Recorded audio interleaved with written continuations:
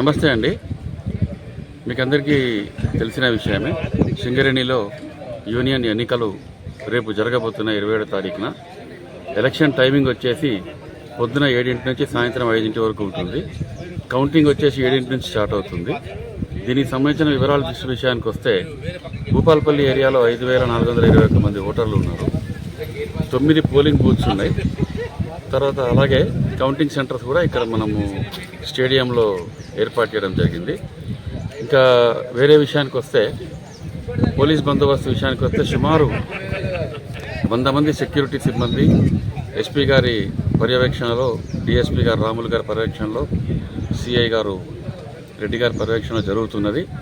అలాగే కలెక్టర్ గారు ఓవరాల్గా దీన్ని సమీక్షలు చేసి అడిషనల్ కలెక్టర్ గారికి అప్పచెప్పడం జరిగింది. అడిషనల్ కలెక్టర్ గారు ఎప్పటికప్పుడు పర్యవేక్షిస్తూ స్ట్రాంగ్ రూమ్ కానీ బ్యాలెట్ పేపర్స్ కూడా నిన్న వచ్చినాయి.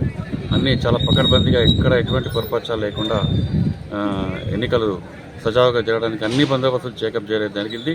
పోలింగ్ బూత్స్ కట్టడం అయితేనేమి, నిర్వహించడం everything.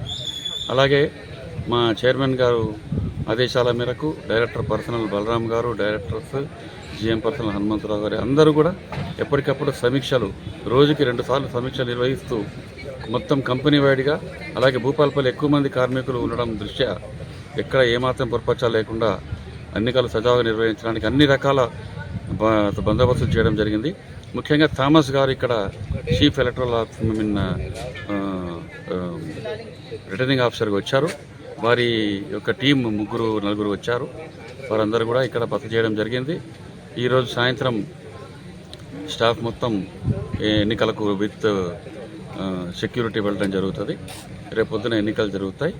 So this is about brief about the election of Bhupalpally area.